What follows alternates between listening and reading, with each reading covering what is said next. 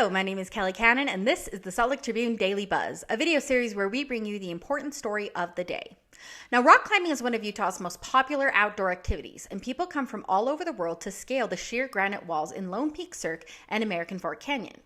Now, these hikers often rely on hangers that have already been bolted into the rock to help protect them from potentially life-ending falls. However, those anchors might be illegal in wilderness areas, which is something Representative John Curtis is trying to address. Now, this entire issue hinges around the wording of the 1964 Wilderness Act, which prohibits permanent improvements in designated wilderness area. The law lists a bunch of items that are prohibited, including, quote, no structure or installation within any such area. Now, rock climbers have used fixed anchors that have been drilled or hammered into rock for decades in Utah wilderness areas. But the National Park Service is seeking to classify those anchors as, quote, prohibited installations, as listed in the Wilderness Act. Now, this is a big deal for Utah climbers. According to Julia Geiser, the executive director of the Salt Lake Climbers Alliance, 30% of the climbing in the Uinta-Wasatch Cache National Forest occurs in wilderness areas, mainly the Lone Peak, Twin Peaks, and Mount Olympus wilderness areas right outside Salt Lake City.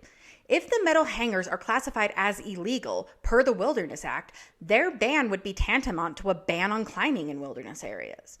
Now, this is where Representative John Curtis has stepped in. He has filed a federal bill that would declare climbing and fixed anchors that are as allowable in wilderness areas, and directs the Interior and Agriculture departments to provide policy guidance to that effect to its land management agencies.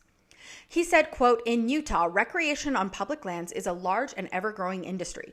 Ensuring access to these lands is vital not just to our economy, but also to ensure that millions of Americans who enjoy rock climbing can fully explore our nation's national treasures.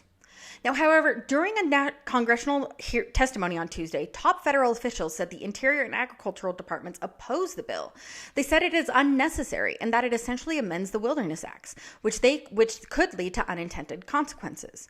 Mike Reynolds, the Park Service's deputy director for congressional affairs, told the House Federal Subcommittee, quote, existing Department of Interior guidance allows climbing and provides for the placement of fixed anchors in designated wilderness in accordance with the Wilderness Act, and the department has no intention of changing that.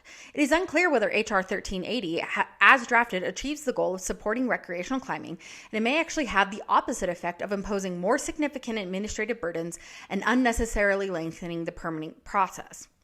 Now, the Wilderness Society has not yet taken a position on the bill, although it endorses the use of fixed anchors in wilderness within reason.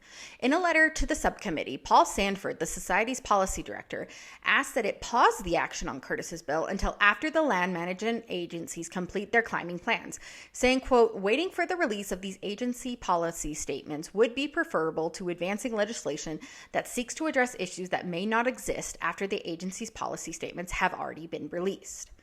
Now, we want to hear from you guys. Are you guys rock climbers, and do you use these anchors when they're put in place? What do you think about the National Park Service making them illegal and removing them? For people who are not rock climbers, do you mind seeing those anchors whenever you're out hiking and you look at a sheer rock face? You can either comment below or you can tweet us at SLTrib. Thank you guys so much for watching. We really do appreciate it. If you want the Daily Buzz videos or any of our videos as soon as they are live, be sure that you're subscribed. You can also find us on Instagram, TikTok, and Twitter at SLTrib. Thanks.